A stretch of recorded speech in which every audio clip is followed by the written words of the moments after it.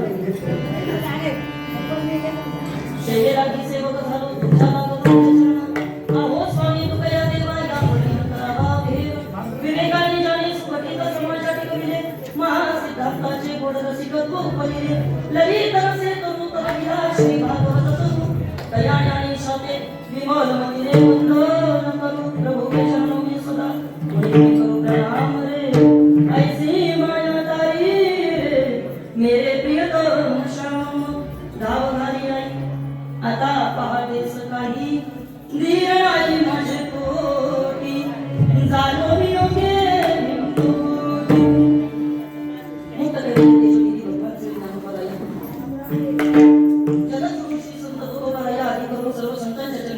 अभिवादन करते मायबाप छोट्यांना वंदन करते आणि या कार्यक्रमाला सुरुवात करते सेवेकरता निवडलेला अभंग देहूचे सुप्रसिद्ध साधू वैराग्याचे मोठी म्हणतो पुतळे जगद्गुरु जगतमान्य जगद्व्यापक श्रीमंत श्री जगद्गुरु तुकोबाराय यांचा या असणाऱ्या या ठिकाणी आणि भगवतीला प्रयत्नाच्या माध्यमातून या ठिकाणी खरं तर आराधना करणारा आणि आई भगवतीकडे या ठिकाणी खऱ्या अर्थाने एक विशिष्ट पद्धतीची मागणी मागणारा अभंग आजच्या या सेवेकरता निवडला आहे.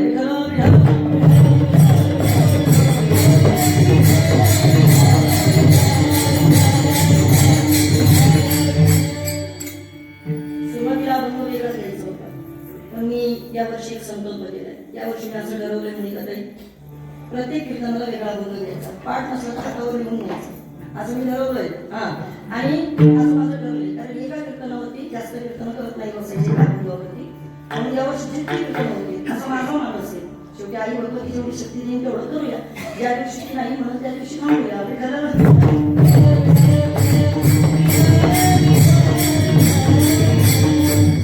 आईबागेश्वरी मंदिराच्या या प्रांगणामध्ये अतिशय प्रेमानं आनंदानं भक्तिमय अशा वातावरणामध्ये आपल्या या मंदिराचं झालेलं जीर्णोद्धार कलशारोहण पूजन देवीचा असणारा उत्सव या ठिकाणी आपल्या पाटण गावामध्ये अतिशय सुंदररित्या आयोजन त्या कार्यक्रमाचं केलेलं आहे. वास्तविक अर्थात तसं जर पाहिलं तर या आई भगवतीच्या प्रांगणामध्ये नवरात्रीचा उत्सव हे पाटण गावची ग्रामस्थ मंडळी करतात आणि त्या नवरात्रीमध्ये एक वेळा मी मला वाटतं प्रवचनाची सेवा एक का दोन वेळा मी प्रवचनाची सेवा केली. नंतर मला थोडा राग आला. मी असं सांगितलं मी आता प्रवचन नाही करणार. काय झालं प्रवचन करायला लागल्याबरोबर नुसती प्रवचनालाच बोलवायला लागली आणि कीर्तन तर बाहेरचे बोलवायला लागले सगळ्यामध्ये. तरी मोठा प्रॉब्लेम आहे आपल्याकडे. त्यामुळे मी असं ठरवलं की आले तुमच्या गावामध्ये तर मी कीर्तनच असेल तर येणार नाही तर मी येणार नाही असं माझं मी मध्ये आगावे तुम्हाला माहिती असं तुम्हाला मी बोललेलं आपलं बरं असतं म्हणजे माझ्यामध्ये तुम्ही मला आगाव म्हणण्यापेक्षा आपले आपण कबूल करायचं बरोबर ना मग सर. त्यामुळे मी असं माझं मी सांगितलं होतं मला कीर्तन असेल तर मला बोलवायचं. मी महाराष्ट्रभर कीर्तन करते मी त्या प्रवचनामध्ये कीर्तन लागले आणि असं नाही वेळी प्रसंगी एका गाडी अडचणीला दशक्रियेच्या वेळेला कीर्तनकार येतात ना आपल्याकडे प्रवचनासाठी येतात आणि तेव्हा मी पण येणार आहे. पण असा कार्यक्रम असेल ना आधी मला तशी बरंच गोष्ट कळली होती. लोकांना वेगळे कीर्तनकार अपेक्षित होते पण खरं सांगू का तुम्हाला कोणतेही कीर्तनकार अपेक्षित असू दे पण वागेश्वरीच्या मनात होतं ताईचंच कीर्तन इथं झालं पाहिजे हे माझं प्रारब्ध असेल. कदाचित जी आई भगवतीवरती माझं असणारी श्रद्धा असेल त्या दारात जाताना तिला बोलून गेले होते बाई परत इच्छा झाली ना तर नक्की या दारामध्ये बोलू पण काहीतरी कायापालट झालेली असू दे. आणि मला वाटलं नव्हतं इतक्या लवकर ही कायापालट होईल. आणि खरं सांगू का अतिशय जागृत असणारी तुमची आई भगवतीवर ती लगेच आणि म्हणून तिच्या या प्रांगणामध्ये ग्रामस्थ मंडळी संयोजक आयोजक नियोजक कार्यकारी मंडळ सर्वांची या ठिकाणी विरोध व्यक्त करते. मला अशी विनंती आलेली आहे की ताई कृपया तुम्ही मुलाचं एकाचं नाव उल्लेख करू नका कारण एकाचं नाव येत होतं बाकीच्या म्हणतील आम्ही काही इथं काय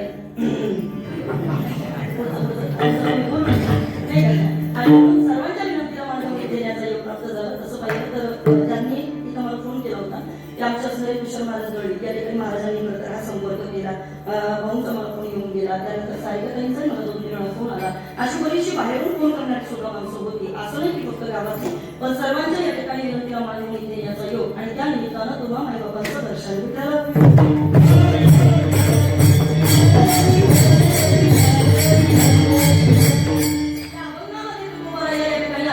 उपासना करतात आराधना करतात. थोडं बारकाई नाही का माझ्याकडे मला वाटतं वेळ तसा भरपूर झालेला आहे. किती वाजेपर्यंत मी कीर्तन करू शकते पाठांतर आता किती वाजले असं म्हणतात आता किती वाजले ते सांगा मी वेळ बोलू शकते ते मला सांगा. किती वाजेपर्यंत 8 बरोबर आहे. तुमच्या ठरवा काय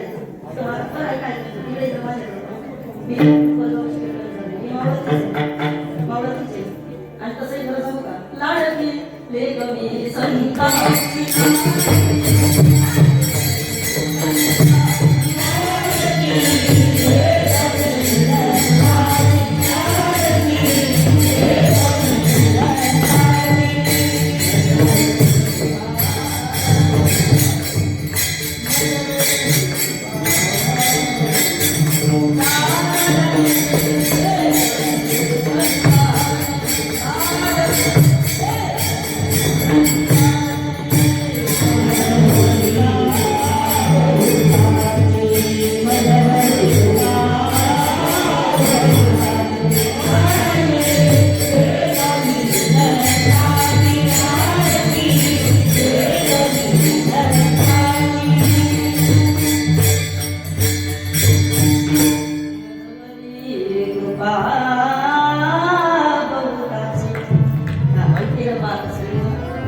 जशी आई भगवती या ठिकाणी मला खरं बुद्धी देते त्या पद्धतीने आपल्याला या बोलण्याला एक छोटा न्याय घ्यायचा आहे. तो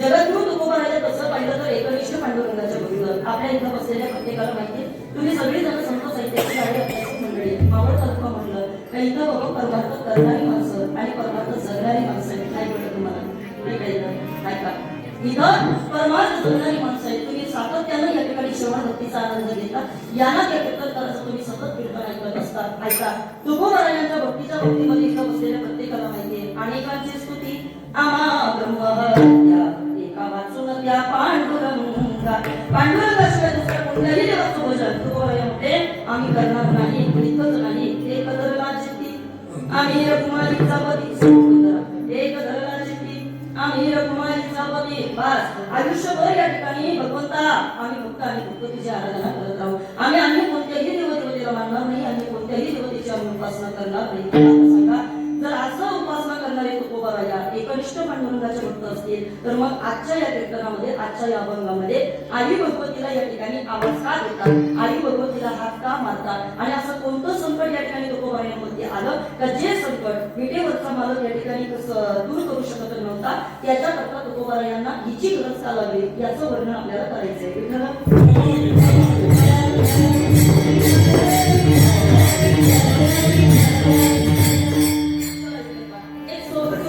वाक्य सांगते म्हणजे पटकन कीर्तन तुमच्या लक्षात येईल. पहिला वर्ग ऐका सातत्यानं या ठिकाणी तुम्ही आम्ही सर्वजण लग्न करून आल्यापासून आपण जोडी एकाच माणसाच्या बरोबर आहे ना. आपण मंगळसूत्र एकाच माणसाचं घालत असतो. कपाळावरचं कुंकू आपण त्या मालकाच्या नावाने लावत असतो. ऐका नाही कृपा हातामध्ये हिरवी बांगडी आपण त्या मालकाच्या नावाने घालत असतो. हे सगळं जरी आपलं घर असलं पण तरी सुद्धा लग्न आपण फक्त आपल्या मालकासोबत करतो. पण सगळ्या बसलेल्या महिलांनी मला सांगा कपडे सगळ्या घरात त्यांची होतो बोला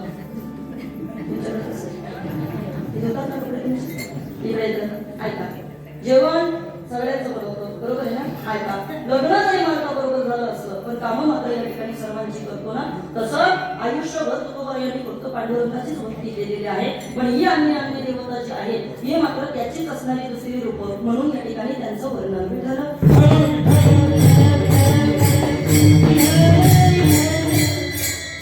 वारकरी संप्रदायामध्ये पंचायतन देवता मानणारी तुम्ही आम्ही सगळे जण ऐका आपल्या या ठिकाणी वारकरी संप्रदायामध्ये 5 वर्ग पडलेले जातात. एक वर्ग आहे ज्याला माननीय म्हटलं जातं. एक वर्ग आहे ज्याला पूजनीय म्हटलं जातं. एक वर्ग आहे ज्याला तेजनीय म्हटलं जातं. एक वर्ग आहे ज्याला वंदनीय म्हटलं जातं. पण समाजामध्ये एक वर्ग आहे का ज्याला या ठिकाणी वर्णनीय असं म्हटलं जातं. एका वाक्यात सांगते ऐका आता इकडं कुणाला मानायचं बरं मला असं वाटतं या व्यासपीठावरती एखादा प्रमुख अतिथी आला तर त्याचं नाव घेत असताना आपण त्याच्या नावापुढे माननीय असा शब्द प्रयोग करतो बरोबर आहे ना. गावात एखादा पाहुणा आला तर त्याचं नाव घेत असताना त्याच्या नावापुढे माननीय असा शब्द प्रयोग आपल्याला करावा लागतो. हा झाला पहिला वर्ग. चला पुढे दुसरा वर्ग आहे ज्याला या ठिकाणी वंदनीय म्हटलं जातं. शास्त्र आपल्याला असं म्हणतं आपल्या वडीलधाऱ्या माणसाचं नाव घेत असताना आपल्या मोठ्या भावाचं नाव घेत असताना त्याच्या नावापुढे आपल्याला वंदनीय असा शब्द प्रयोग आपल्याला करावा लागतो. अरे बाबा पुढे आला समाजामध्ये तिसरा वर्ग आहे ज्याला पूजनीय म्हटलं जातं. कोणता वर्ग हा वर्ग आहे आपल्या श्रीगुरूचं नाव घेत असताना आपल्या गुरुवर्यांचं नाव घेत असताना त्यांच्या नावापुढे आपल्याला पूजनीय परमपूज्य असा शब्द प्रयोग करावा लागतो. समाजामध्ये एक चौथा वर्ग आहे जो आहे तेजनीय गुरुजनाची संगती तेजनीय म्हणून आपल्याला याचा विस्तार जास्त करायचा नाही. पण आता ऐका समाजामध्ये एक 5वा वर्ग आहे ज्याला वर्णनीय असं म्हटलं जातं. पण वर्णन करत असताना कुणी कुणाचं वर्णन करावं असा जर प्रश्न मला विचारला तर मी तुम्हाला उत्तर देईल. ऐका इकडे पहा शास्त्र आपल्याला असं सांगतं लहान यानं मोठ्याचं वर्णन करायचं. जोरात माझ्या जोरात बोला की तुम्ही. लहान्यानं मोठ्याचं वर्णन. कळालं ना तुम्हाला? ऐका. लहान्यानं मोठ्याचं वर्णन करायचं. उदाहरण द्यायचं झालं तर इकडं पहा. नोकरानं मालकाचं वर्णन करायचं. शिष्यानं गुरुचं वर्णन करायचं. भक्तानं देवाचं वर्णन करायचं. बरोबर आहे ना? नवऱ्यानं असं मी कधीच बोलले नाही बघा. शास्त्रात त्याला मोठ्याचं वर्णन करायचं. पण आता ऐका, समाजामध्ये या ठिकाणी मोठं कोणाला म्हणायचं हाही थोडा प्रश्न आहे बाबा. 3 वर्ग केले जातात. पहिला वर्ग आहे जो जन्मतःच मोठा आहे. दुसरा वर्ग आहे जो प्रयत्नानं मोठा बनलाय. आणि तिसरा वर्ग आहे जो मोठा नाही पण त्याला बरंच मोठं म्हणावं लागते.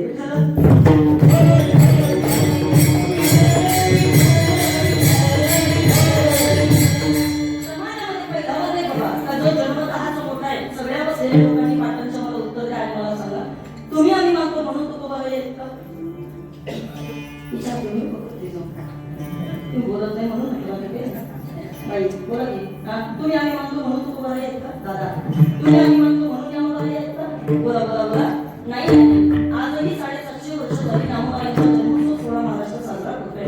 जगद्गुरु तुकोबा यांचा 375वा वैकुंठ गमन 16 महाराष्ट्रात साजरा करतोय. ओ महिला वर्ग पुरुष वर्ग ऐका, आपण मानतो म्हणून या लोक तुकोबा आहेत का? तर नाही. मग महाराजांनी त्याचं उत्तर दिलं आणि सांगितलं, तो कामणे गाजे वैकुंठी सो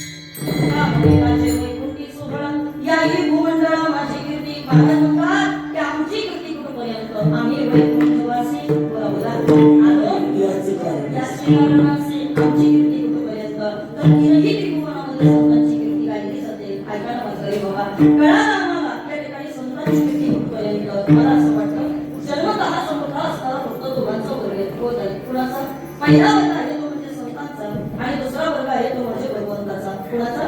भगवंताचा. मला बसलेल्या लोकांनी सांगा, जिच्या दारामध्ये जिच्या पडकामध्ये तुम्ही आम्ही बसलोय बाबा, ही भगवती ही कुठून आली किंवा हिची या ठिकाणी उत्पत्ती कुठून झाली आणि हिची कीर्ती कुठपर्यंत? असं नाथांना कधीतरी जाऊन विचारा. नाथ बाबा सांगतात हिची कीर्ती कुठपर्यंत? स्वर्ग मृत्यू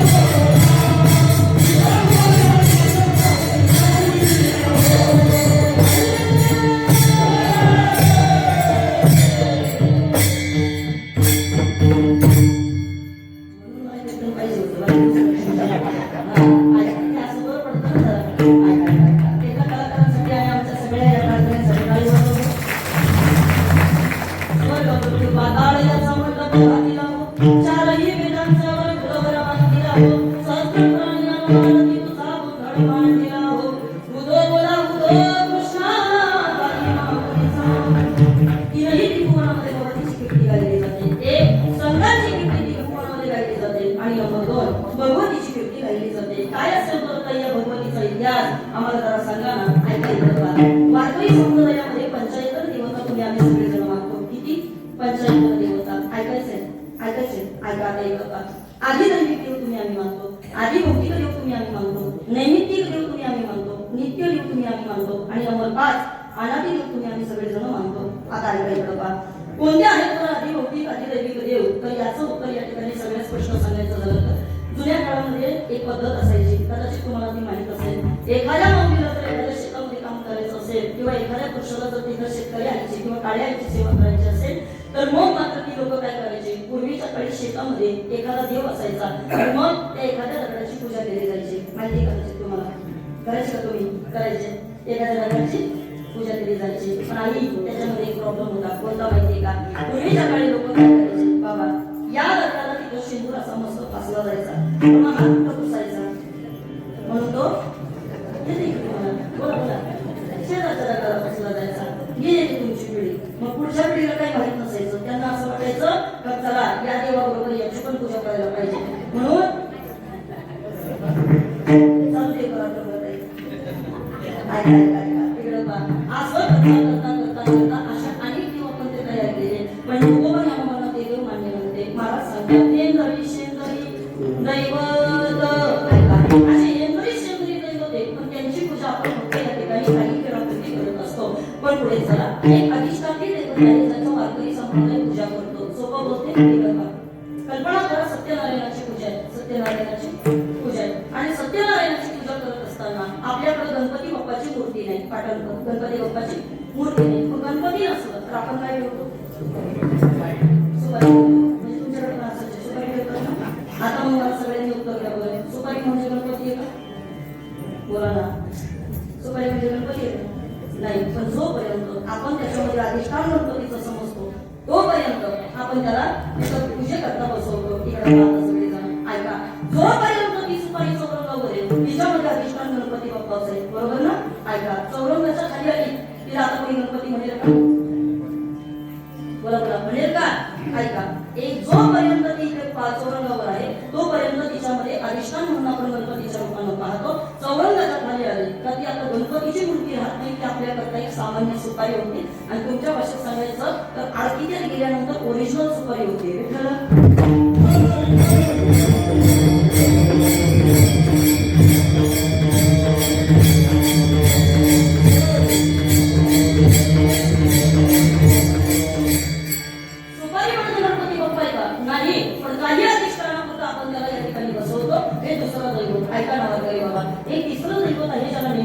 आपल्याला बसवावं लागतं. एक चौथं दैवत आहे ज्याला नित्य आपण पूजा करावी लागते, तिचं स्मरण करावं लागतं. मला असं वाटतं एका वाक्यामध्ये फक्त तुम्हाला सांगते, इकडे इकडे माझ्याकडे पहा. आपण सगळीजण हिंदू धर्मामध्ये जन्माला आलेली माणसं आहेत. बरोबर आहे? आणि हिंदू धर्मामध्ये या ठिकाणी अन्य देवदेवतांची पूजा करता आली नाही चालेल. पण इकडे पहा, आपल्या हिंदू धर्मामध्ये आपल्याला दोघांची पूजा करायला सांगितली. महादेव भगवत गुरुदेव भगवत जिवंत रूपी माईबापच्या घरामध्ये आहे. आपल्याला या ठिकाणी त्यांची आराधना करायला पाहिजे. आपल्याला या ठिकाणी त्यांची पूजा करावी लागते. बाकी पुढे जायचं असेल तर आपल्याला एक अनादि देव वारकरी संप्रदायाला मान्य आहे. काय आहे तर हे अनादि देव? याच्यामध्ये 5 प्रकारचे देव येतात. लिहून घ्या. सूर्य, भगवान विष्णू, भगवान शंकर, या ठिकाणी आई भगवती आणि नंबर 5 गणपती बाप्पा.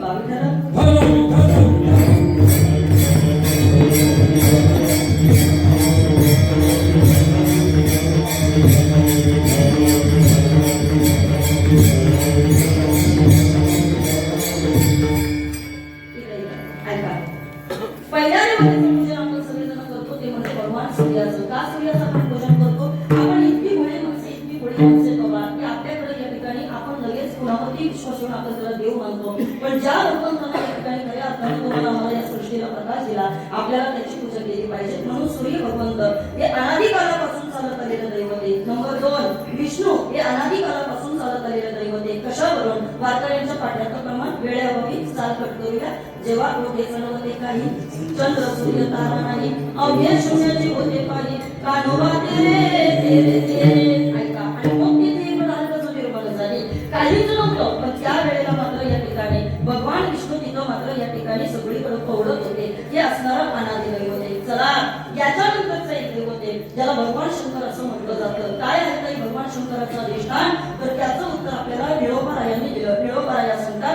अनादी काळापासून चालत आलेला आहे. सगळे इथं बसलेल्या लोकांनी मला उत्तर द्या.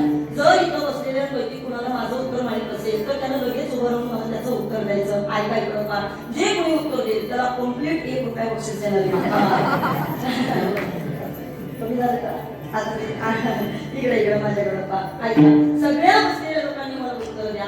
भगवान शंकराच्या आईचं आणि वडिलांचं नाव कोणाला माहितीये? पटकन मोठं वगैरे बघा. काम करा तुम्ही, जाताना मला 5%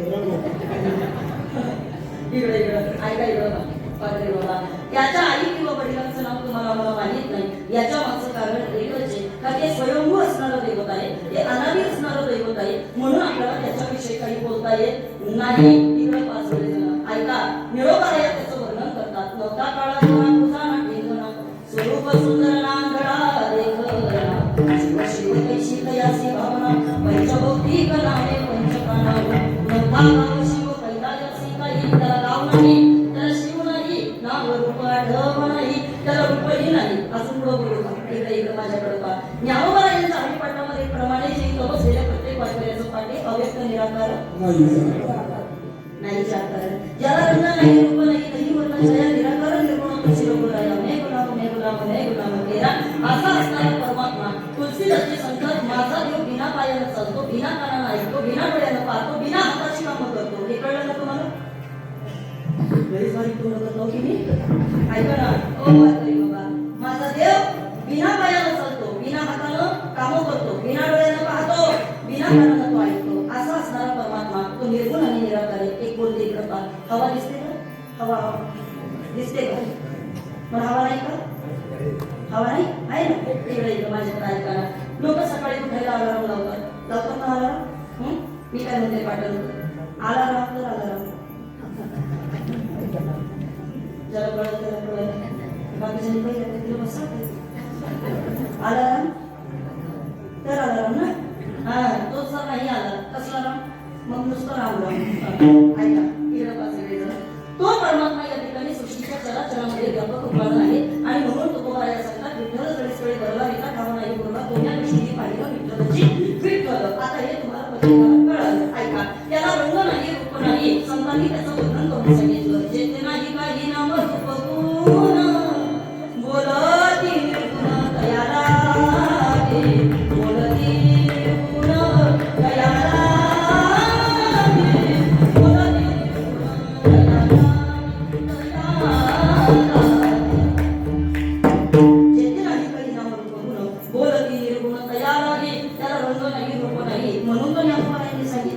त्याला एका रूपाने पाहता येत नाही. त्याकरता अनंत रूपे अनंत वेशे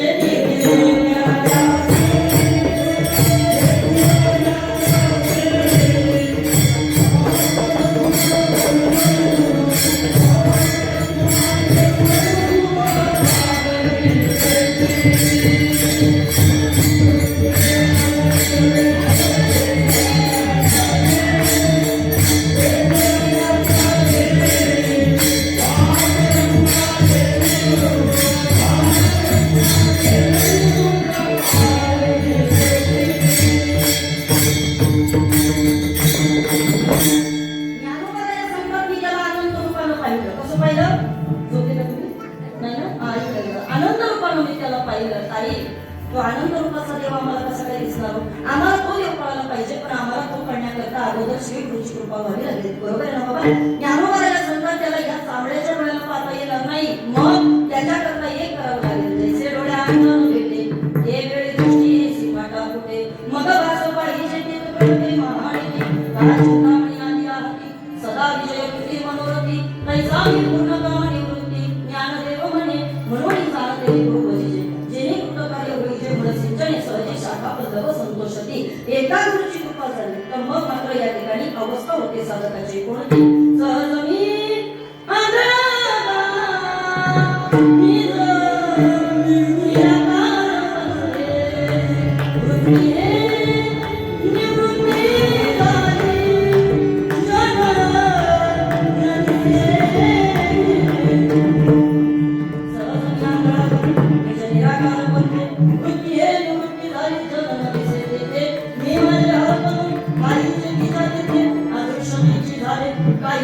जे होते कदाचित कदाचित ऐका ना हे सगळं तुमच्या डोक्यावरून गेलं असेल ना कदाचित ऐका इकडं का ताई या आम्हाला काहीच कळत नाही ऐका ज्याला काही कळत नाही त्याला कमीत कमी इतकं कळून घ्या आणि नंबर 2 आपल्याला प्रार्थनेमध्ये मिळवता येतो प्रयत्न कशाला म्हटलं जातं मला वाटतं बोला आता माझ्या बरोबर सगळेजण जाळवणी संसार बरोबर संसाराच्या नावे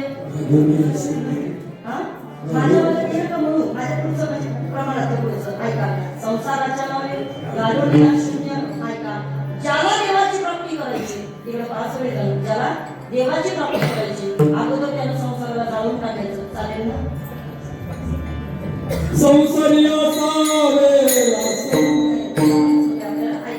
ज्याला भगवंताची प्राप्ती करायची त्यानं संसाराला जाळायचं जमेल का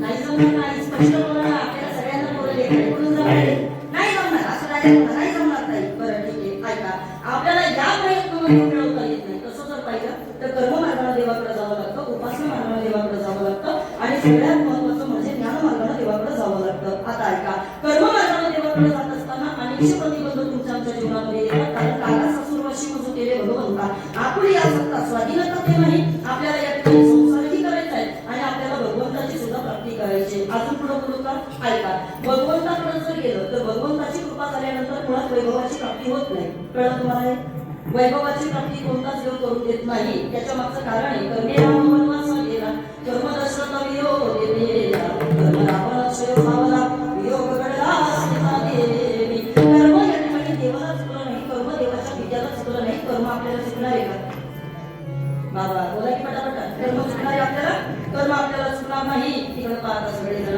जर काही आम्हाला कर्म चुकणार नाही तर मग आम्ही देवाची प्राप्ती कशी काय करायची आणि तसाही आपल्याला देव मिळाला तर तुमच्या इच्छा देव कधीच पूर्ण करणार नाही याच्या मागचं कारण आहे ऐका आपण परमात्म्याकडे गेल्यानंतर आपल्या प्रत्येकाची इच्छा वाढावे संतानं आणि गृही वाटे धन झाले बरोबर आपला संसार वाढला पाहिजे ही आपली इच्छा आहे पण आमचे वैकुंठवासी प्रातस्मरणीय गुरुनाम गुरु जगन्नाथ अण्णा पवार मला वाटतं हे नाव तुम्ही वाटत ऐकलं असेल ना अण्णांच्या कीर्तनातलं वाक्य सांगितले अण्णा म्हणतात भगवंताची कृपा झाल्यानंतर वैभवाची प्राप्ती होत नाही भगवंताची कृपा झाल्यानंतर वैराग्याची प्राप्ती होते विठ्ठल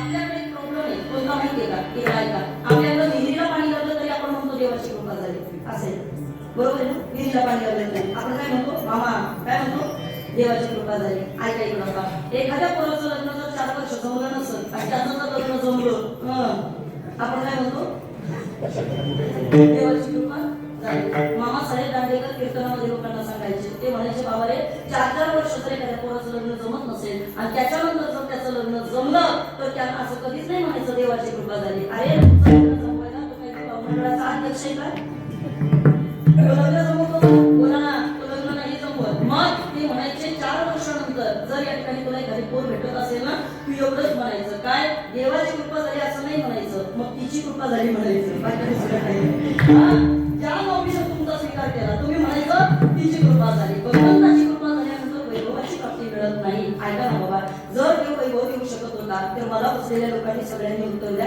आणि जर त्याला वैभव देता आलं असतं तर मग तुकोबारायांवरती त्यांनी ही वेळ आणली असती का स्त्री एका अन्नानगर कामिनी बरोबर नसते आणू शकले जर तुकोबारायांवरती जर इतकं मोठं धर्म संकट येतोय तर याचा अर्थ एकच गोष्ट आहे का माझा परमात्मा आपल्याला वैराग्याची प्राप्ती करून देऊ शकतो मग आता ठीक आहे वैराग्याची प्राप्ती आम्हाला झाली पण वैभवाची प्राप्ती जर करायची असेल तर मग कुणाच्या आराधना केली पाहिजे त्या वैभवाच्या प्राप्ती करता तुकोबारायांनी देखील आवाज दिला अभंगाच्या पहिल्याच्या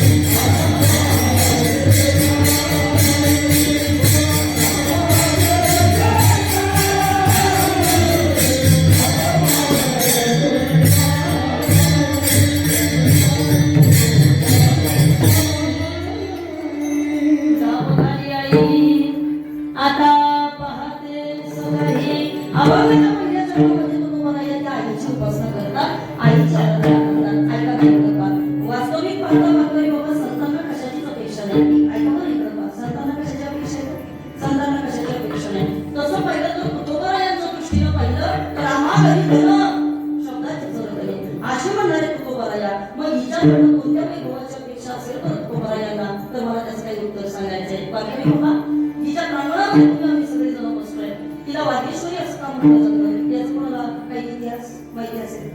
नाही तुम्ही म्हणा ना, तुला कशा असं असं मी सांगते तुम्हाला. पूर्वीच्या काळी बऱ्याच वेळेला, आता हिच्या बाबतीमध्ये 3 कथा सांगितल्या जातात, सांगायच्या ऐकत होता.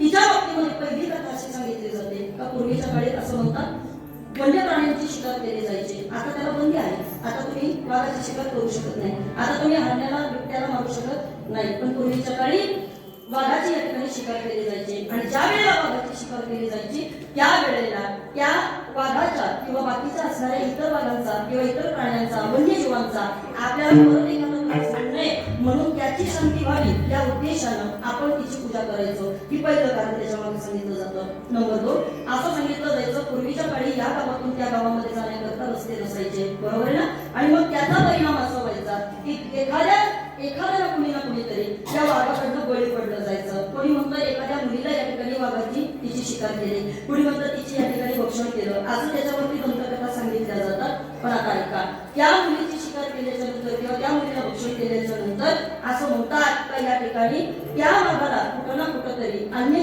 जीवांचा या ठिकाणी त्रास होऊ नये किंवा अन्य या ठिकाणी पुन्हा बाकीच्या जीवांना त्यांनी त्रास देऊ नये याच्याकरता तिचंच असणारं एक स्वरूप म्हणून या ठिकाणी वाघजाई वागेश्वरी याची या ठिकाणी मूर्तीची तिथं स्थापना केली. आता काही जण म्हणतील ताई वन्यजीव आहेत ते तर कोणाला ना कोणाला तरी पकडतील, ते कोणाची तरी शिकार करतील, कुणाचं ना कुणाचं तरी भक्षण करतील. जसं तुमचं मत आहे तसं माझंही मत आहे. मग आता ऐका, याच्यामध्ये काही वेगळी कथा असेल का? तर याचा शोध थोडासा असेल आणि त्याच्यामधनं काही असं आम्हाला कळालं, हिला वाघजाई म्हटलं जातं आणि हिला वागेश्वरी असं म्हटलं जातं. याच्या मागचं कारण एकच आहे, वारकरी संप्रदायामध्ये विद्येला फार महत्व आहे. कशाला?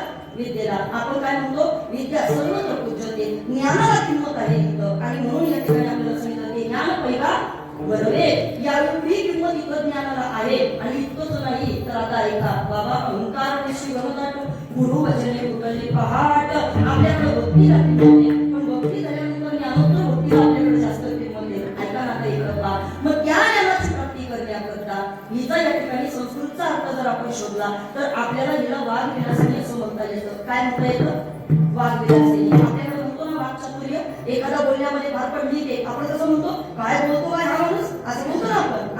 ऐका ते इकडं पार. मग हे वक्तृत्व या ठिकाणी तिच्याकडनं आपल्याला मिळतं. तिला आपल्या भाषेमध्ये सरस्वती असं म्हटलं जातं. काय म्हटलं जातं? सरस्वती. आपण काय म्हणतो, या कुंदेंदु तुषार हार, या शुभ्र वस्त्रांकिता, या वीणावरण मंडित करा, या श्वेत पद्मासना, या ब्रह्मांचल शंकर प्रकृती देवई सदा भक्तिता, सामान सरस्वती भगवती विशेष जाण्या. एक सरस्वती कजी 4 हाताची आणि दुसरी सरस्वती कजीनं अष्टभुजा धारण केलेले आहे. किती? 8 भुजा तिनं धारण केलेले आहे. पहिली जी सरस्वती ती आपल्याला अभ्यासामध्ये मदत करते. कशामध्ये? अभ्यासामध्ये. तिच्या एका हातामध्ये टाळ आहे, तिच्या एका हातामध्ये पुस्तक आहे, तिच्या एका हातामध्ये विणा आहे आणि तिचा विण्याचा टोळ तिच्या दुसऱ्या हातात आहे. ही 4 हाताची असणारी एक सरस्वती कधीची आपण या ठिकाणी आराधना करत असतो विद्या पारंगत करण्याकरता. पण आता ऐका, याच्यामध्ये सुद्धा लक्ष्मी वेगळी, महालक्ष्मी वेगळी. झोपले नाही? लक्ष्मी वेगळी, महालक्ष्मी वेगळी. नवरात्रीमध्ये आपण कालीची उपासना करतो, काली वेगळी आणि महाकाली वेगळी, सरस्वती वेगळी, महासरस्वती वेगळी, अशी यांची वेगळी वेगळी रूप आहेत. मग आज जी मला अपेक्षित आहे ना, ही वज्रेश्वरी, ही वागेश्वरी, हिला कोणी वज्रेश्वरी म्हणतो, कुणीला वागेश्वरी म्हणतो, कुणीला वागजाई म्हणतो. ही नेमकी कोण आहे? आम्हाला जर काही त्याचा थोडंसं या ठिकाणी अर्थ सांगा, म्हणजे आमच्या प्रत्येकाच्या लक्षात येईल. असं म्हणतात कुठं ना कुठेतरी दैत्याचा संवाद झाला पाहिजे आणि या उद्देशाने या ठिकाणी निर्गुण निराकार असणारी परमात्मा, या ठिकाणी ती असणारी भगवती इथं या ठिकाणी सगुण साकार झाली. नाथांनी एका दुसऱ्या भगवतीचं वर्णन केलंय, अनादि निर्गुण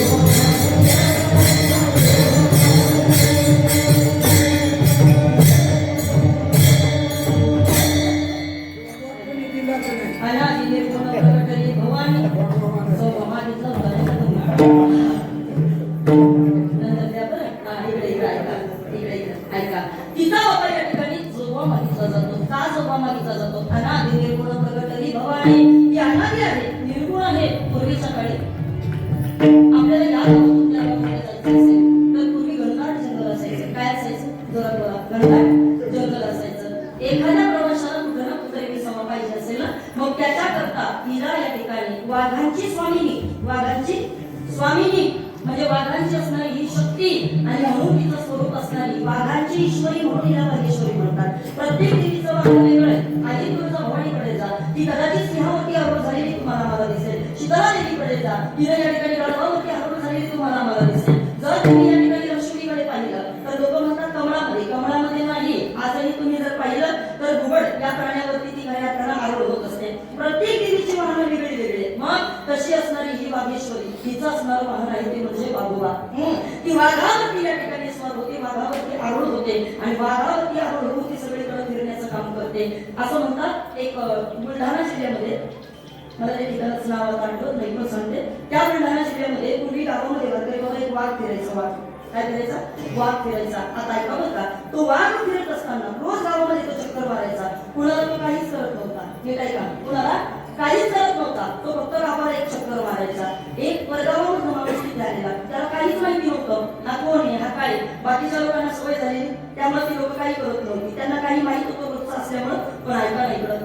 परगावात आलेल्या व्यक्तीला माहित नसल्यामुळे त्याच्याकडनं त्या वाघाची हत्या झाली. काय झाली? वाघाची हत्या झाली. त्याने त्या वाघाची शिकार केली बाबा. आणि मग त्याला तो जरा घाबरला आणि त्याला त्या वाघाची शिकार केली. पण ऐका ना वारकरी बाबा, जशी वाघाची शिकार केली या गावामध्ये या ठिकाणी अकाली मृत्यू वाढायला लागले.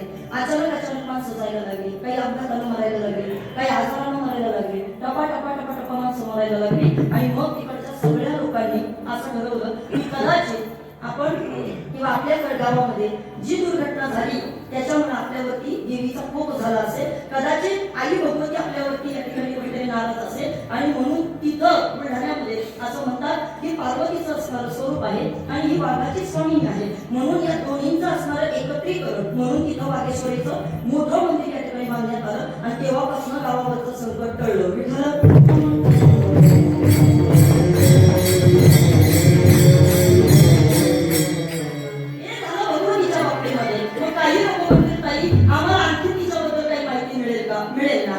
पूर्वीच्या काळी या ठिकाणी तिचं राहणं असायचं. आणि तसंही तुम्हाला सांगते, ऐका, आता प्रॉब्लेम वाढायला लागले, डेव्हलपमेंट वाढायला लागली, बरोबर आहे ना. त्याच्यामुळे आपल्याला आता आजूबाजूला या ठिकाणी कुठेतरी झाडं तोडावी लागतात. वास्तविक पाहता कीर्तनाच्या माध्यमातून हा खरा संदेश आहे का आपण वास्तविक झाडं लावली पाहिजे, झाडं जगवली पाहिजे. का बरं? एखादी वाघ जरी तुमच्याही गावामध्ये आहे ना तर तिला कुठं राहायला आवडतं माहितीये का? तर तिला त्या वनांच्या आश्रयामध्ये राहायला आवडतं. तिला असं असणाऱ्या घनदाट जंगलामध्ये राहायला आवडतं. तुम्ही पहा, महाराष्ट्रावर तुम्ही कुठेही फिरा, शक्यतो वाघेश्वरीची वाघजाईची मंदिरं ही तुम्हाला एखाद्या जंगलामध्ये सापडतील. का?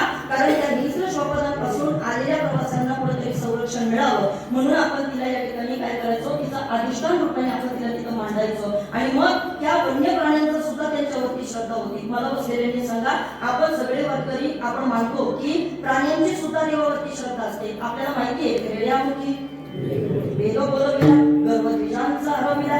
जर आपण वन्य प्राण्यांकडे पाहिलं तर प्रत्येकाच्या लक्षात येईल नामदेवरायानं तुपाची वाटी हातामध्ये घ्यावी आणि सामान्य कुत्र्याच्या मग पडावं. म्हणजे याचा अर्थ काय? आपण सगळेजण प्राण्यांमध्ये देव मानतो आणि मग जर आपण प्राण्यांमध्ये देव मानत असेल तर मग प्राणी सुद्धा देवाला देव मानत नसतील का? बोला ना, मानत असतील की नाही? मला इकडं सगळेजण ऐका, असं म्हणतात का ते निर्गुण निराकार तसं तत्व आहे. पण या वन्य प्राण्यांपासून किंवा या वन्य जीवांमध्ये राहायला तिला आवडायचं. आणि तसंही पाहू का? ऐका एक कथा सांगते. झाडांना माणसाला शक्यतो तोडू नये. मला वाटतं झाडाची किंमत माणसाला कोरोनामध्ये करावी. खरं ना? एका ऑक्सिजनसाठी 5-5 लाख रुपये मोजले बाबा काही लोकांनी. हा, ऐका, काय असतं झाडांचं महत्व? शाळेमध्ये असताना आम्हाला एक गाणं होतं, म्हणून ऐका, ही झाडे तुझला देती प्रेमुना कशी जगछाया अनमधुर पडे पुरवीती ते जीव तुझा जगवाया. ही झाडे तुझला देती प्रेमुना कशी जगछाया अनमधुर पडे पुरवीती ते जीव तुझा जगवाया. तब तुझा झाडांवरती नाही तुझवर पडते आहे.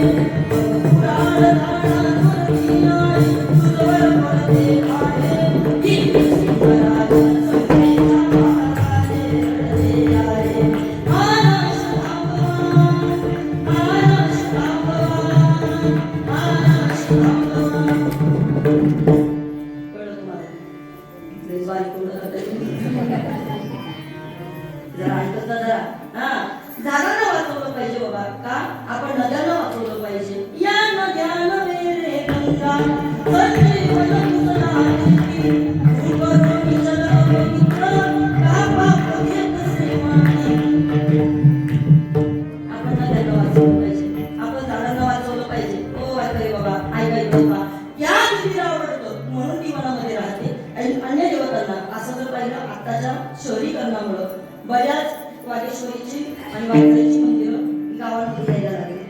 शहरीकरण झालं मामा, शहरीकरण झालं आणि दादा, त्याच्यामुळे ही देवी अशी गावांमध्ये राहायला जायला लागली. पण खरं सांगू का, तिला गावात राहायला आवडत नाही. तिला गावात राहायला आवडत नाही. एक, तिचा अठरा ठिकाण असणार होते. नंबर 2, आपण तिचे 2 रूप पाहायला मिळतात. एक, तसं तिचा 18 ठिकाण असणारे होते आणि काही ठिकाणी तिची काळी अशी मूर्ती आपल्याला पाहायला मिळते. बरं का, या वागेश्वरीची थोडं नीट आहे का? कदाचित तुम्हाला त्या देवीचा आजकाल तिचा आपण स्थापना करतोय, श्रवण करतोय, थोडं आपल्याला कळायला पाहिजे. आपल्याकडे अनादी संप्रदायामध्ये या तत्वाला फार महत्त्व दिलं जातं.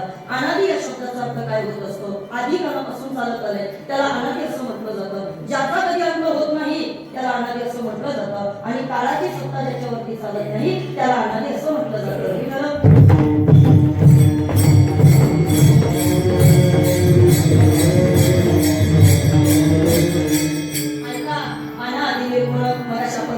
अनादी अंबिका भगवती बोधपरी त्रिगुणी हाती. हे अनादी काळापासून चालत आलेले. काय असेल बरं त्याचा उगम कुठून तरी या ठिकाणी ती आली असेल. असं म्हणतात ती पार्वती म्हणजे हिमालयाची असणारी मुलगी, हिमालयाची असणारी मुलगी. आणि मग तिनं वेगवेगळी रूपं इथं धारण केली. आपण जसं म्हणतो एका दैत्याचा संहार करण्याकरता तिनं वेगवेगळी रूपं तिथं धारण केली. कोणी तिला लखाबाई म्हणतं, कोणी तिला वांढारीची काळूबाई म्हणतं, तिला कुणीतरी कोल्हापूरची अंबाबाई म्हणतं, कुणी तिला तुळजापूरची भवानी म्हणतं, कुणी तिला जगदंबा म्हणतं, कुणी या ठिकाणी तिला रेणुका म्हणतं. वेगवेगळी रूपं तिची या ठिकाणी तिनं परिधान केलेली आहे. पण ऐका, तुम्ही मला म्हणता ही जर तिची एवढी रूप आहे, आता वास्तविक पाहता आई भगवतीची उपासना करतात ती लोक वेगळी आणि वारकरी संप्रदायामध्ये देवाची उपासना करतात ती लोक वेगळी, बरोबर आहे ना? पण तरी सुद्धा मग वारकऱ्याला भगवतीची उपासना कशी करायची, का करायची, याचे उत्तर आपल्याला सुरुवातीला पाहायचे. ऐका, आई भगवतीची उपासना आराधना आपण कशा करता करायची? संतांनी केली म्हणून आपण करायचे. नाथांनी एका अभंगामध्ये आई भगवतीच्या कृपेचं वर्णन करताना असं सांगितलं की आम्हाला तिचं निर्गुण निराकार स्वरूप कळालं आणि तिच्या स्वरूपामुळे आम्हाला पुढे काय होणार ते समजलं. पुढे काय होणार ते समजलं. काय काय समजलं नाथांना? ऐकायचंय बसले बाबा. ऐका, नाथ बाबांनी सांगितलं मला तिची कृपा झाली आणि मला कळालं काय, कलियुगामध्ये दादा एक विपरीत होईल, भावा बहीण दोघांचा विवाह लागेल, 5 वर्षाची नारी प्रकार मागेल, 6 वर्षाची नारी गर्भीण होईल, निर्गुण निराकार नाथ माहुर माझा आणि शकुन सांगावला.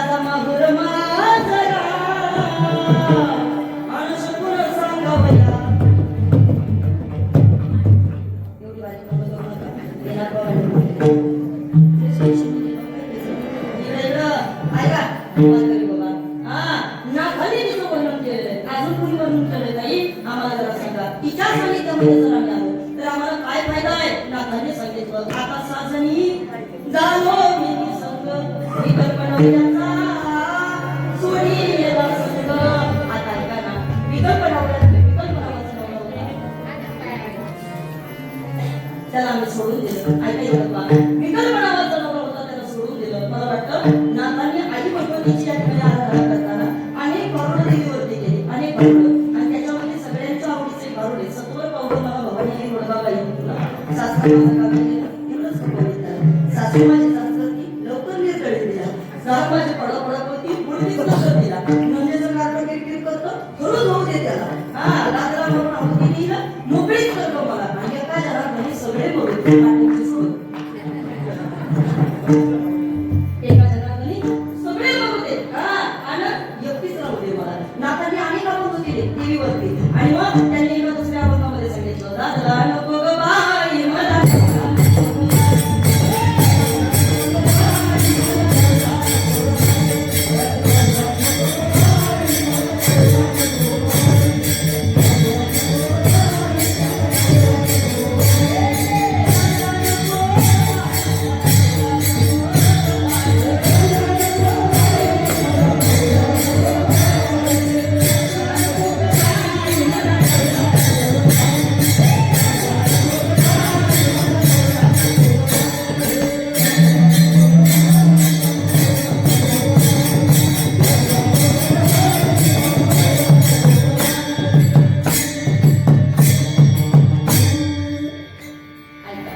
नाथांनी अनेक अभंग तिच्यावरती केले. पण वारकरी बाबा या भगवतीची उपासना करत असताना कुणी तिला शैलपुत्री म्हणतो. ऐकाय तुम्ही आपण 9 दिवसामध्ये 9 प्रकारच्या देवीची आराधना करतो. कुणी तिला ब्रह्मचारिणी म्हणतं, कुणी या ठिकाणी तिला शैलसिद्धी म्हणतं. तशी तिची 9 रूप असतील. पण आता ऐका कुणी तिला महागौरी म्हणतं, कुणी तिला सिद्धिदात्री म्हणतं. अशा 9 प्रकारे आपण तिची आराधना करत असतो. पण तिचं मुख्य रूप जर कुठलं असेल तर मला असं वाटतं कदाचित प्रत्येकाच्या ऐकण्यामध्ये गाणं असेल. कोणतं?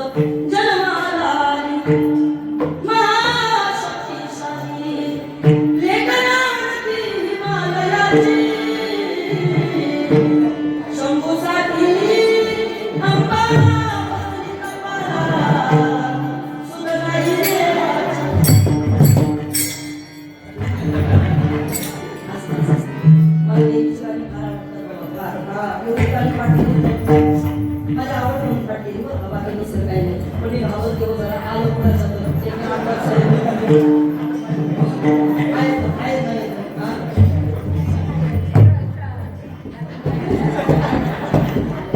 येऊ शकतो येऊ शकतो.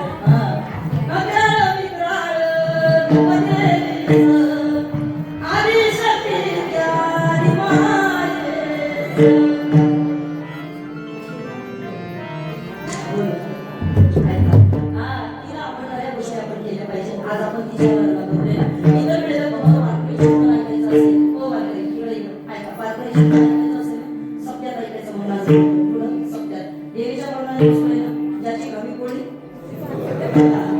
तर बसलोय ना ती कमी पोळी तिच्यावरतीच बोलणार आहे. ऐका काय आवडत असेल बरं भगवतीला एक अनन्य भक्त श्रवण केलेलं तिला आवडतं. आपल्या वारकरी संप्रदायामध्ये तुका म्हणेला विविध भक्ती जाणे तुझी शुद्ध श्रवण कीर्तन स्मरण पाठसेवा म्हणून सप्त्यात वारकऱ्यांना मान्य पण ऐका तिला भगवतीला आवडणारी सुद्धा एक भक्ती आणि जर तिची कृपा झाली ना बाबा याची कमतरता कधी पडत नाही. कशाची? पैशाची कमतरता. तिची कृपा झाली तर तुमचं चार्यांना रक्षण करायचं काम ही भगवती करत असते. तिची कृपा झाली तर असं म्हणतात या ठिकाणी जिच्या पाठीवरती तिचा हात असतो ना त्याच्या जीवनामध्ये कधी संकट येत नाही. सांगेल मी तुम्हाला ऐका आता तिच्याबद्दल थोडंसं. तिला आवडणारं एक वाद्य आहे. कुणी सांगेल का त्याचं नाव? काय आवडतं? संबळ आवडतं. बरोबर ना? आणि म्हणून आजही तिचे भक्त तिच्या करतात संबळ वाजवतात आणि कधी कधी तिची आराधना करतात. मी हे गाव बघून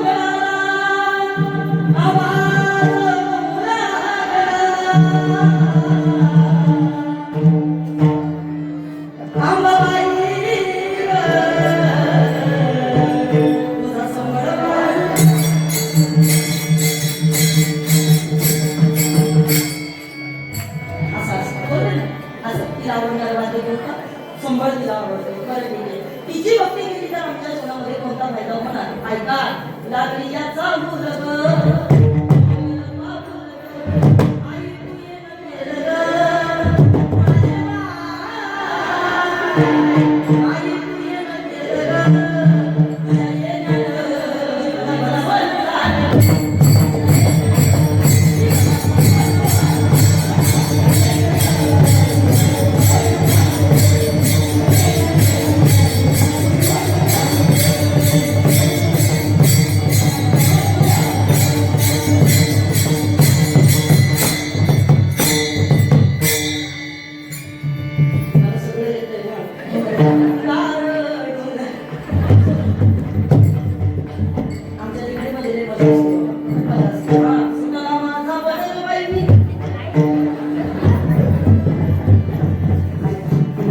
याच्या एखादं सगळं नाही दादा हे 20 वर्षाचं आहे माझं.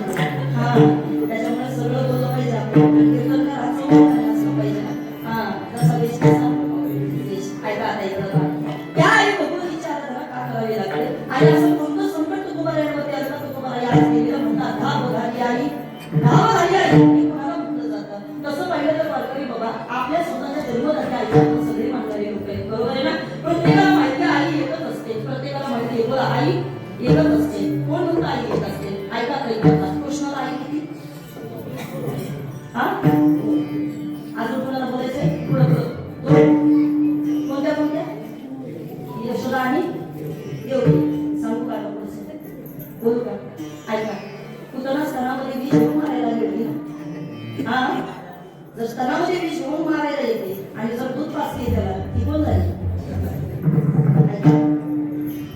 उत्तरेच्या गर्भामध्ये राजा परीक्षितीचं रक्षण केलं. अश्वत्थामानं ज्या वेळेला सहस्त्र या ठिकाणी बाण सोडले होते त्यावेळेला बाण सोडल्याच्या नंतर अश्वत्थामाकडनं जे काही बाण सोडले गेले त्यावेळेला उत्तरेच्या गर्भामध्ये अर्जुनाचा असणारा मुलगा अभिमन्यू आणि अभिमन्यूची असणारी पत्नी उत्तरा त्या उत्तरेच्या पोटामध्ये गर्भामध्ये असताना परीक्षित राजा त्यावेळेला तिथं होता आणि त्या उदरामध्ये परीक्षितीचं रक्षण या ठिकाणी भगवान श्रीकृष्ण परमात्म्यानं सूक्ष्म रूपानं जाऊन उदरामध्ये केलं आणि मग मला सांगा जिच्या पोटामध्ये गेला ती कोण झाली.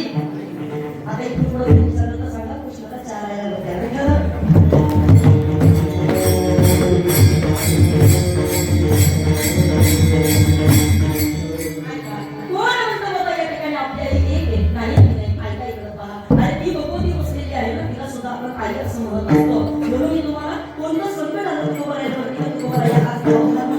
वास्तविक पाहता तुकोबाराया एरवी देवाबरोबर भांडायचे तुझे नाचते करू आणि पंढरी राजा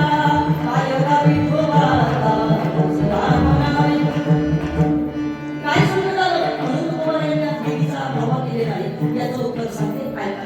जनाबाईच्या बाबतीमध्ये घटना घडली होती. कदाचित तुम्हाला ती प्रत्येकाला माहित होती. रात्रीच्या वेळेला या ठिकाणी भगवान परमात्मा जनाबाईकडे तिथं आला. असं म्हणतात पहाटे पहाटे जनाबाईने तिथं दळण करायला सुरुवात केली. आणि ऐका ना पहाटे पहाटे जनाबाईने तिथं दळण करायला सुरुवात केली पण बराच वेळ झाला आणि शेवटी मात्र या ठिकाणी जनाबाईने देवाला सांगितलं देवा एक काम करा काय आता तुम्ही निघा. काय करा निघा. आज झालं म्हणते आई पण कागद झाले असं का म्हणतेस तुम्हाला का म्हणते म्हणजे आई देवा वाळवट राहा असून हा सगळी लोक तुझी वाळवट राहते इतकंच नाही देवा अरे कवड आणून पाहतात तुला पाहणारे करता ही लोक इथं गर्दी करतात आणि जर तू त्यांना दर्शन नाही दिलं तर कसं काय चालेल. जा बरं देवा निघा. आता इकडं पहा भगवती म्हणते जाणं गेलो असतो पण थोडी भूक लागली काय करायचं. जनाबाई म्हटली जमणार नाही. ऐका जनाबाईला सांगितलं देवा अरे मीच कामाच्या घरी इथं काम करते मी तुला काय खायला घालणार आहे. हा काय देणार आहे देव मी तुला तुझं काय देऊ मी सावळ्या सगळा श्री हरी रे देवा काय देऊ शकणार आहे मी तुला रे काय देऊ शकणार आहे. हा अरे मी दुबई पडली नाम्याच्या घरीचा कणी रे अरे दुबळी मी पडली माझ्याकडे काही नाही तुला देण्याकरता. आणि ऐक ना देवा खरं सांगू का उच्चिष्ट तुला आणून देऊ मी कशी रे तुला उष्ट कसं आणून द्यायचं देवा मी. हा कसं काय तुला मी माझं उष्ट द्यायचं तू जगन्नाथ तुला कशी देऊ भाकरी रे. अरे एवढ्या मोठ्या विश्वासा मालक तू आणि तुला मी भाकरी खायला घालू का जमणार नाही देवा. जा मला माहितीये काय अरे तुझ्या कटारावल्यामध्ये असा पंचपक्वान्नाचा नैवेद्य असणार आहे. काय असणार बोला नैवेद्य असणार आहे. अरे तुझे भक्त तुला नाना पद्धतीचा नैवेद्य घेऊन येतील. जा जा जा देवा. ऐका शेवटी जनाकडे मिळाले आणि भगवंत तसेच पळत सुटले. हो वारकरी ऐका येऊन निघाले पण देवाच्या गळ्यामध्ये पडली उठाना जनाबाईच्या गळ्यामध्ये पडली ना बाबा. दुसऱ्या दिवशी सकाळी ऐका दुसऱ्या दिवशी सकाळी जनाबाईला काही माहित नाही बाबा. जनाबाई पाणी भरण्याकरता नदीवरती गेली. जशी पाणी भरण्याकरता नदीवरती गेली बाकीच्या सगळ्या बायांना तो माहित होतं राजा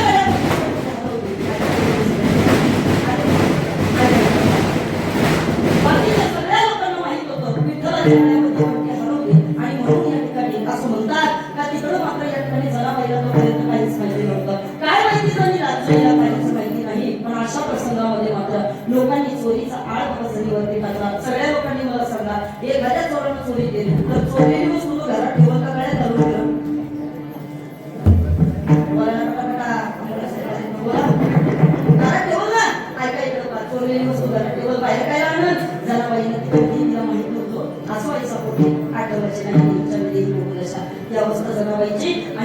त्यावेळेला जनाबाईला भगवंत स्वभावरती काढताना त्यावेळेला जनाबाईने सांगितलं विठ्ठला दावत ये लवकरी येणार होती बा अशी हा गीता दिली होती कुणी दाव घाली विठुराता जागू नको मंद पडवे मज मारताती काय केला पण अशी हात मारलेली होती आणि म्हणून जेव्हा येतं त्या भगवतीच्या आपण सगळेजण आराधना करतो आज तो कुमाराने धाव घाली आई आता पाहते सकाळी डोबार कुमारी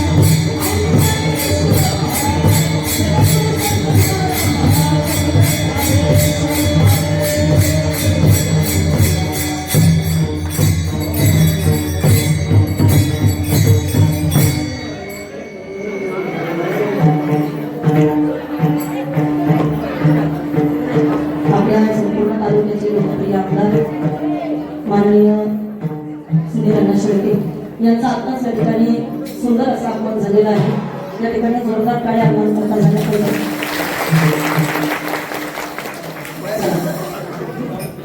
दोन मिनिटं आपण बोलूया आणि लगेच सेवा आपण आठवली चालेल ना. इकडे पुढे कार्यक्रमाकरता या ठिकाणी कार्यक्रमाकरता माननीय आशाताई वडकर यांची आपल्याला प्रमुख उपस्थिती लाभलेली आहे. कार्यक्रमाकरता आमच्या असणाऱ्या या ठिकाणी अश्विनीताई बेगडे आपली उपस्थिती लाभलेली आहे.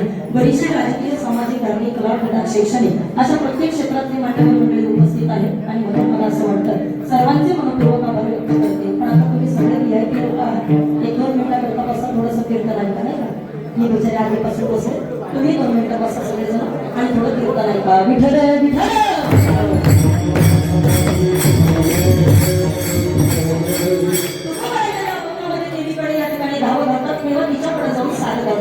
आज साथ घातली बाबा तुकोबारायांनी आणखी कोणी साथ घातली होती असं म्हणतात. माथांनी एक आरोळी ठोकली होती.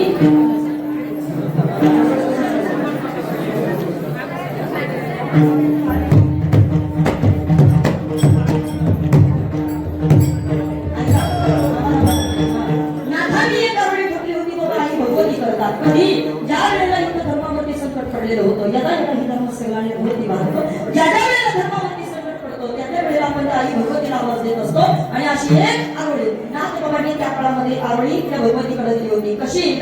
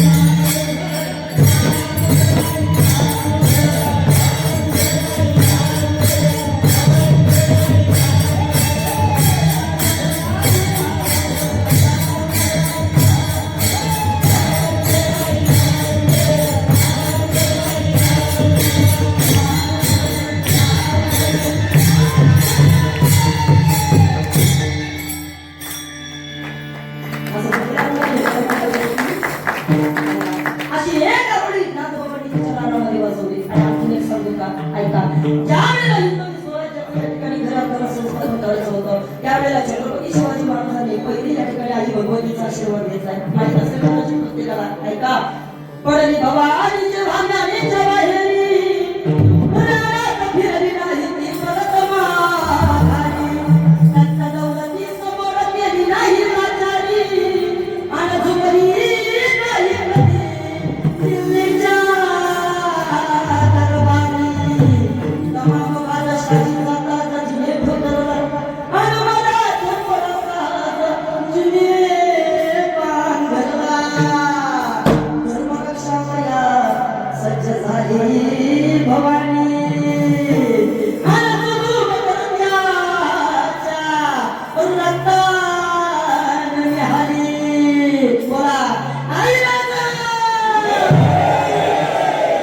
महाराष्ट्रावर प्रेमापान.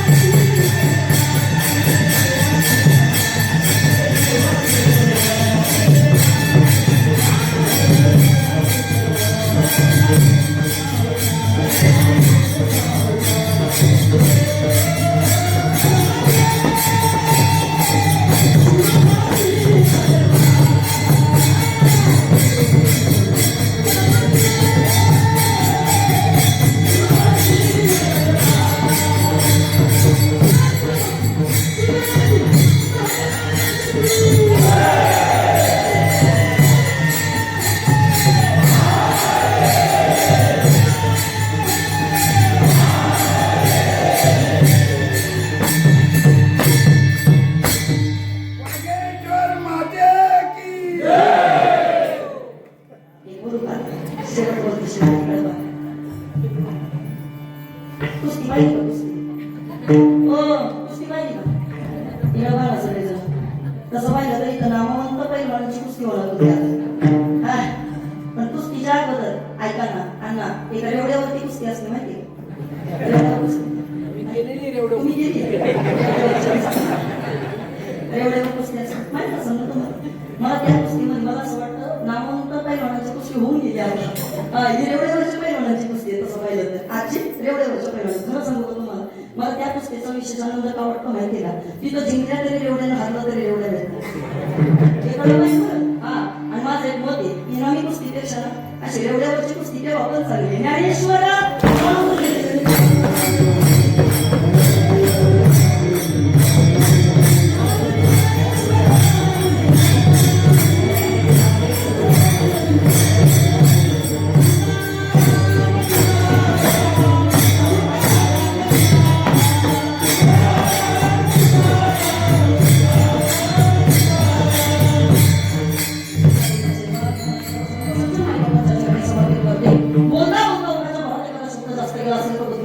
चांगला आहे की आपल्या असणाऱ्या बागेश्वरीच्या आशीर्वाद समजून अभ्यास करून घ्या. अतिशय प्रेमानं आनंदानं भक्तिमय वातावरणामध्ये या मंदिरासाठी गेला जगतात. मला असं वाटतं या मंदिराकरता आपल्याला सर्वांना अण्णांचं विशेष असं सहकार्य लाभलंय. बरोबर आहे ना? म्हणून एकदा टाळी वाजवली पाहिजे की नाही? आता एकदा दुसरी टाळी वाजवा, कारण अण्णांच्या सप्त्यामध्ये यावर्षी महिलेचं कीर्तन झालं. कारण तुम्हाला सांगते, ऐका. मला वाटतं मागच्या वर्षी अण्णा ही गोष्ट तुमच्या तिथे येऊन सांगितली होती की तुम्ही आमचे कीर्तन ठेवा, आमच्या मानसिकता अजिबात नाही. मी बाकीच्या आमदारांकडे जाऊन, बाकीच्या राज्यस्तरीय सगळीकडे जाऊन मी बरीचशी कीर्तनं करते. वर्षाचे 200-250 कीर्तन होतात माझे. मला कोणतीच अपेक्षा नाही की मावळामध्ये मला खूप तारखा मिळाल्या, मला खूप ठिकाणी तुम्ही बोलवा, असं काही नाही. पण माझी एक इच्छा होती काय, मी जर सगळीकडे जाऊन कार्यक्रम करते ना, तर बाहेरच्या लोकांनी आपल्या मावळामध्ये येऊन सुद्धा मानाचा कार्यक्रम केला पाहिजे. एकदा मला म्हटलं सांगितलं ताई, मग तुम्हीच काय करत नाही? म्हटलं असं नाही चालत बाबा तिथं. आपल्याला चाललंय तिथं आणि सुंदर नियोजन. ऐका, योगायोग माझा काल परवा म्हणजे मला वाटतं ना 14 वाजल्यापासून एकही दिवस मीच नव्हते घरी, त्यामुळे मला येता नाही आलं. पण मी खरं सांगू का, लाईव्ह सगळी कीर्तन ऐकत होते. आणि सगळा टॉपचा कार्यक्रम अतिशय सुंदर होते, महाराष्ट्रभर गाजलेले होते, तुम्ही सगळेजण बोलवताय. आता तो सप्ताह झाला, हे सुंदर मंदिर आम्ही सगळ्यांनी पाहिलं आणि या सगळ्यामध्ये तुमचं या ठिकाणी विशेषत्वानं या ठिकाणी सहकार्य आहे. सर्वांच्या वतीनं मी मनपूर्वक तुमचे आभार व्यक्त करते. आई वागेश्वरीच्या चरणी प्रार्थना करते, गावातील सर्वांना सुख समृद्धी ऐश्वर्य याची भरभराट राहू दे, प्रत्येकाला उत्तम आयुष्य मिळू दे आणि हाच कार्यक्रम असाच कार्यक्रम तुमच्याकडे या ठिकाणी अशाच पद्धतीनं सातत्यानं चालू राहू दे. चंद्र सूर्य तारे असेपर्यंत आई वागेश्वरीच्या चरणी या ठिकाणी तुमची सेवा अशीच या ठिकाणी राहू दे, अशी खरं मी प्रार्थना करते. या ठिकाणी गुणीजन गायक वादक कलाकारांचे आभार व्यक्त करते, मान्यवरांचे सत्तर ऐक्य आणि म्हणून सर्वांचे आभार व्यक्त करत असताना मला वाटतं आता नाही का न्यूनते कृते अधिकते सवते करुणा